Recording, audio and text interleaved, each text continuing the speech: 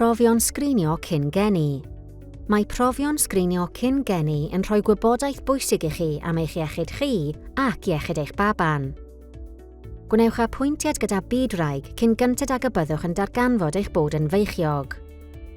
Byddwch yn cael gwybodaeth i'ch helpu wneud dewis am gymryd rhan mewn prawf sgrinio cyn geni. Bydd y fydwraig yn siarad â chi am y gwahanol brofion y gallwch eu cael ac yn ateb eich cwestiynau fel rhan o'ch gofal cyn enedigol arferol. Nid yw profion sgrinio cyn geni 100% yn gywir, ac efallai na fydd rhai cyflyrau'n cael ei darganfod. Efallai y cewch gynnig profion neu driniaeth bellach ar ôl i chi gael eich prawf sgrinio cyn geni.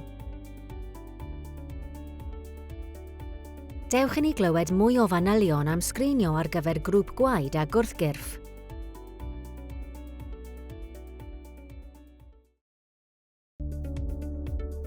Mae Nia yn disgwyl babi.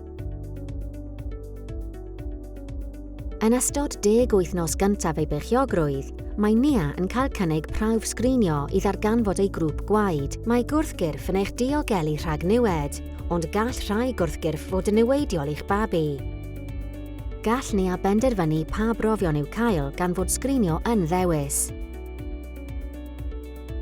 Bydd y prawf yn gwirio grŵp gwaed Nia ac yn chwilio am unrhyw wrthgyrff yn ei gwaed. Bydd Nia'n naill ai'n rhesus positif neu'n rhesus negatif. Cymeryd sampl gwaed o fraich Nia fel arfer rhwng 11 ac 13 wythnos ac ailadrodd hyn ar yr 8fed wythnos ar hugain.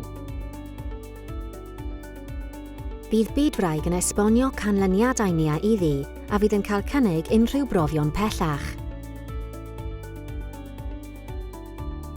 Os ydych yn rhesus negatif, byddwch yn cael cynnig pigiad neu bigiadau mwyn atal eich corff rhag wneud gwrthgyrff niweidiol. I gael rhagor o wybodaeth neu gymorth, siaradwch â bydwraig neu feddyg.